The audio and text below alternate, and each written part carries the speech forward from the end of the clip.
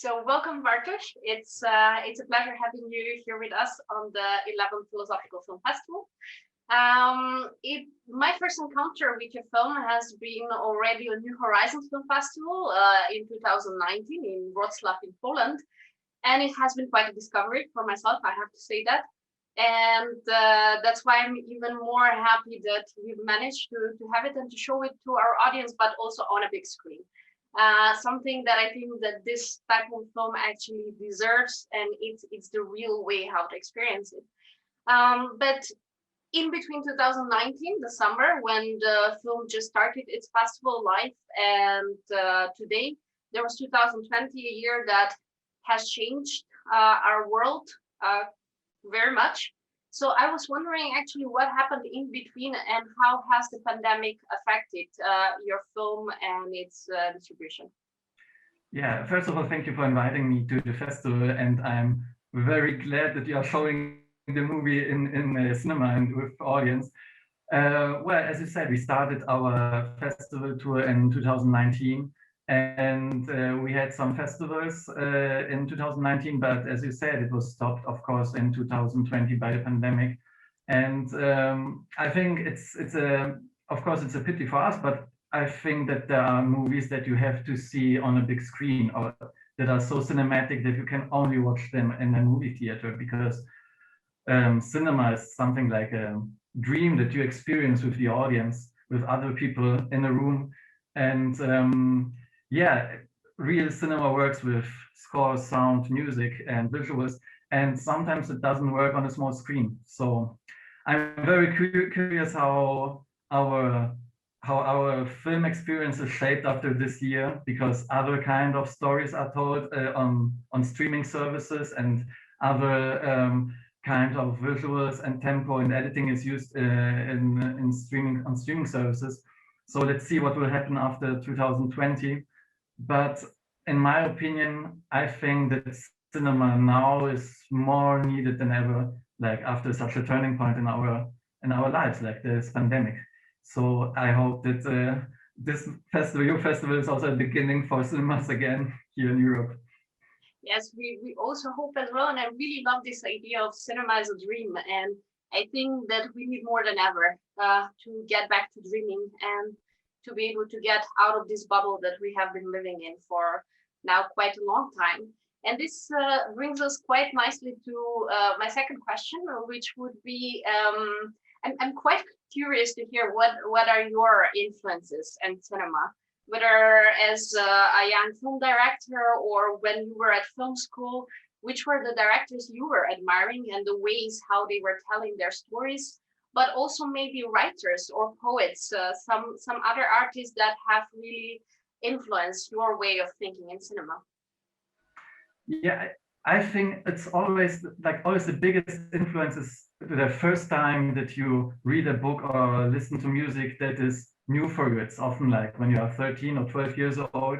And I was lucky that my parents showed me Kieślowski's movies like Blue or Tarkovsky's movies. And of course, these are things that shaped my whole life and influenced me, and later Antonioni. But the good thing is when those artists are dead already and don't make new movies, and these are really classics, there is a big time gap between them and me. So I can set myself free of all those influences and make something new. This is maybe a good thing to have influences that are long gone. And yeah, I like Kieślowski in his movies, like in Blue, when he talks about freedom, what is freedom? Or Antonioni, when with this existentialism about, do I get into this car or not? Do I go with this girl or not? Like topics that also shaped this movie. And I think in literature, what I discovered for me is, maybe some immigrants know this too, that there are like some words that mean more to you in your mother's tongue, like love, trust, fear. These are like intuitive words that mean something to you. And like when I was 20, I discovered that Polish poems mean much to me, but novels, which is more an intellectual thing that you read and understand, I can connect better to German novels because I live now in Germany, but I can't connect to German poetry at all because those words don't mean so much to me as in Polish. And that's actually quite interesting to hear. And now hearing you talking about your influences and mentioning Kieślowski and Tarkowski, I just wanted to share with you, we have actually a retrospective on all the films of Tarkowski, which will be happening right after the festival. And for the first time in Macedonia, we will show also his student films, so the short films of Tarkowski. Great. So we can't wait also to share them with the audience. And just one little curiosity, I remember because in the trailer, in the festival trailer, we have like two shots from your film as well. And there's this scene when there is Anna looking at the well, or it seems to be this like very specific shot. And someone told me, is this mirror from Tarkovsky? And it was like, no, actually it's a film from our competition of feature film. So it actually shows that even in such a small piece, like one can hear the echo of this work of the authors that you actually loved, and in some way they've gotten into the work that you're doing. I wanted to maybe focus a bit on the film now, if that's okay with you. I was wondering, there is this backstory. We have like at the beginning of the film, this black screen, which tells us a bit more about the freedom fighters in Poland, the artists, the intellectuals, the poets, and how after the World War II, they have again been silenced, and what has been left from them is just these little inscriptions on the ruins or on the walls, like we are going to see in your film. So I was wondering, can you tell us a bit more about this, and also about your encounter with Zbigniew Herbert? How did it come about that this became the main inspiration of your film, and why did you actually decide to do this story and not another one? Yeah, why the story? It was always a question for me. How is our life determined by our past? What will stay of us after all of this? What will stay after all the feelings, the tragedies, the emotions that we all feel? Like something written on a wall, or a movie like this, or maybe just traces in the sand of our shoes, like dinosaurs' footsteps that you discover sometimes later. And also, what is freedom? Is it freedom to be able to leave something behind? Or is it freedom like that you don't have to do anything, that you don't have to leave something, that you can just live in the now and here? And with all these thoughts, I remembered the stories of my grandparents who told me about the imprisoned people who fought for our freedom.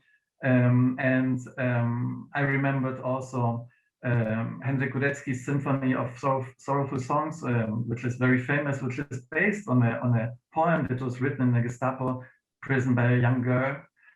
And I found a very thick book. It's like so thick, with all collected poems of people who were imprisoned by the NKVD in Poland in the Stalinist times.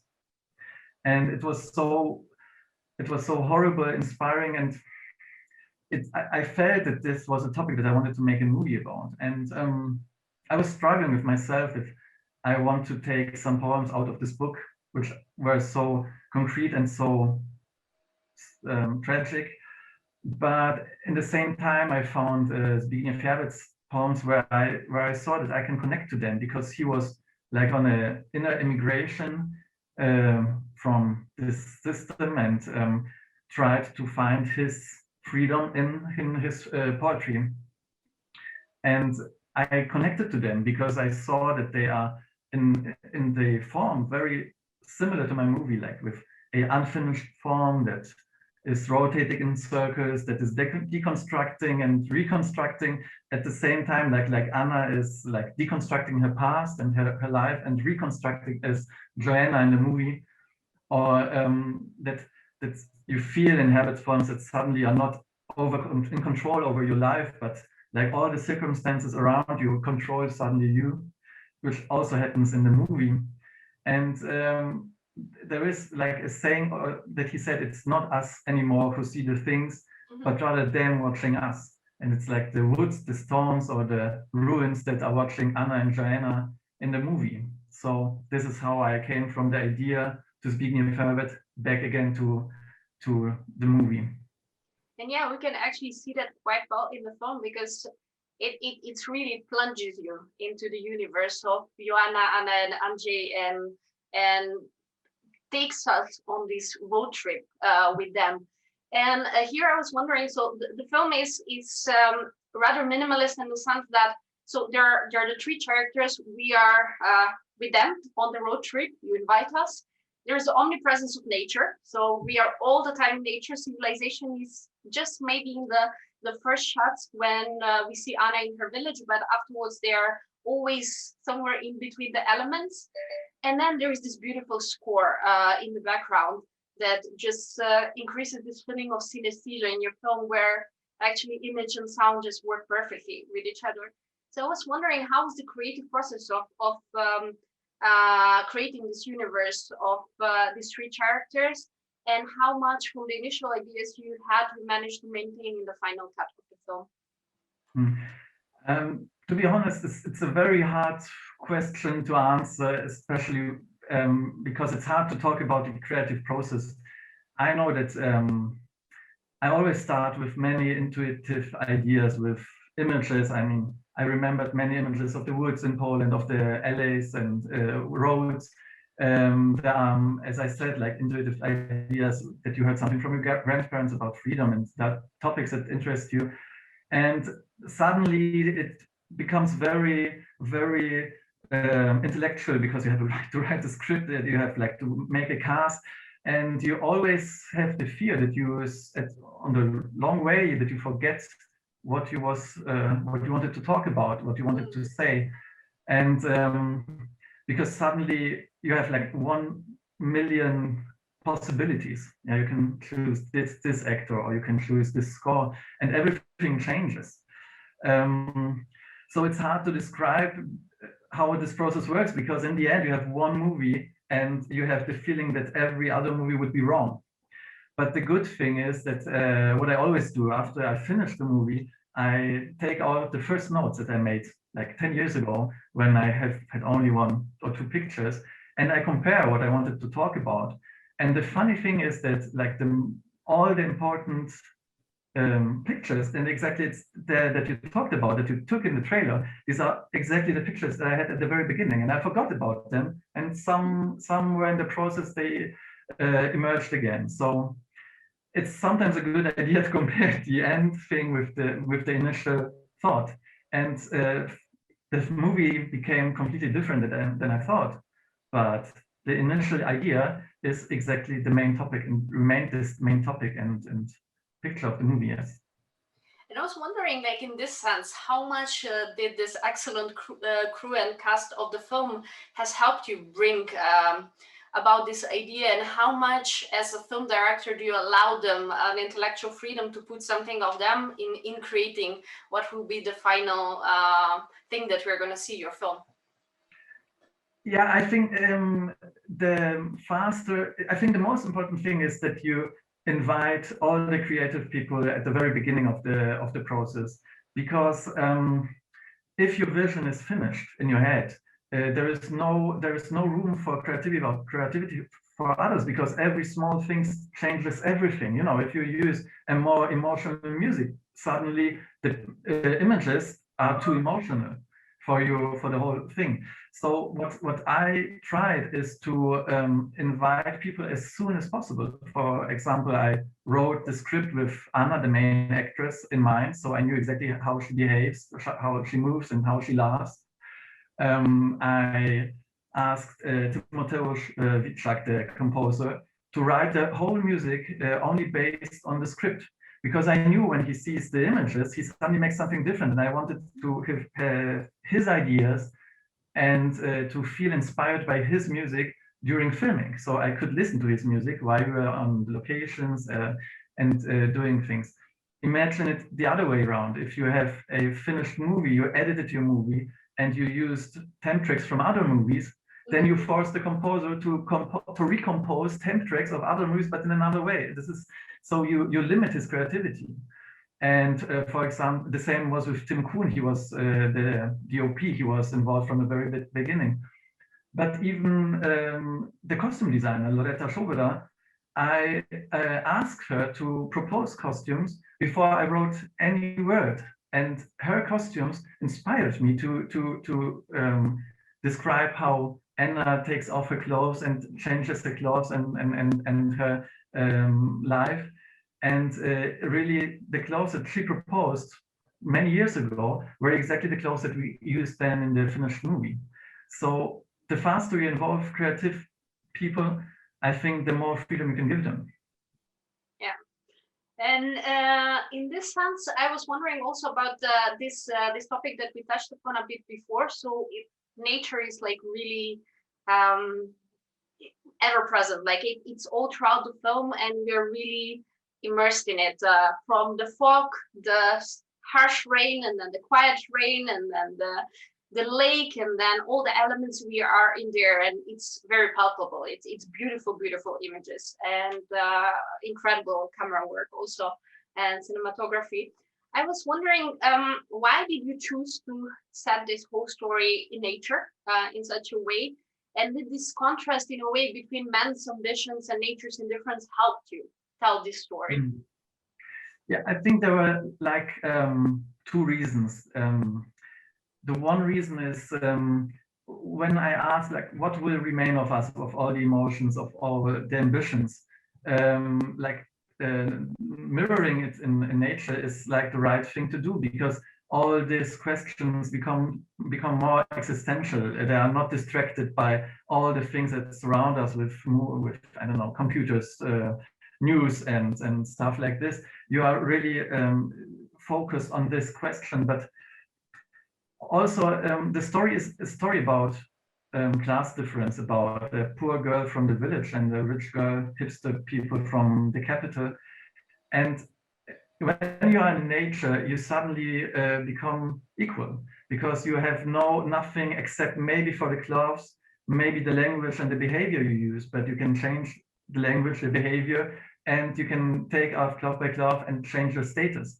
And after you went into the nature and took the clothes of another person, you can go back to the city, and maybe Anna will go back to the city as somebody else.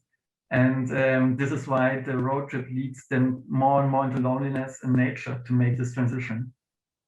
Yeah, it just really brings about it. You feel the contrast, and you feel actually this, as you said, how these differences actually just don't make sense when we are in nature, and that Joanna and Anna, and probably there is the play also with the names a bit. Like it's just beautiful how you made that. But I wanted to also ask you a bit more on the political end. How much Wall is also a story about Poland and the boundaries or the walls in today's Polish society? Because what we are seeing is there is the leitmotif of the ruins or the walls. We go from one ruin to another in this quest of some past. But the walls are not just geographical and physical that we can touch.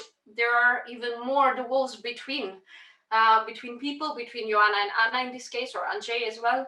And so I was wondering how much it is also a story about Poland, and how much is in general even more a wider story, because to me, at least, when I was seeing the film, the story of Joanna and Anna, I can see it in Macedonia, I can see it even in Luxembourg, where I live at the moment, or in any other place. You have the Joannas and Annas, it seems.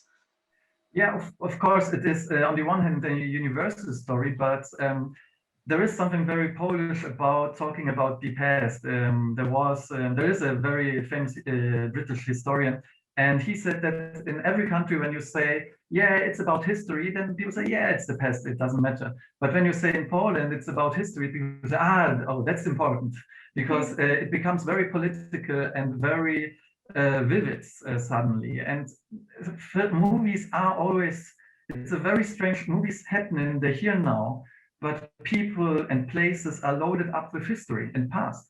Everything is loaded up with experience, with ambitions and longing. And I was thinking about past, of course, because of the talks of my grandparents. And I realized that somehow we don't talk about like the Second World War anymore, but we switch to the more recent past, like the times after the Second World War, and that becomes a very important topic in Poland. And it was my intuition that this is somehow now important, but the politics like overtook me in the last 5 years after the new party peace took power.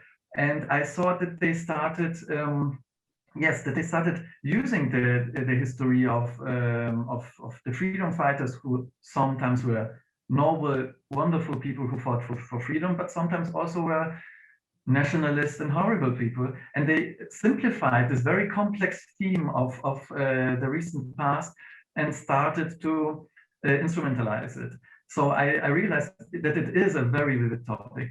And maybe it's also not a coincidence that the last movie of Pawlikowski, Cold War, was also not about the war, but it was about times after it. And maybe it's not just a coincidence that he also used this similar historical background and also similar motives in his movie, because it is somehow a very Polish movie.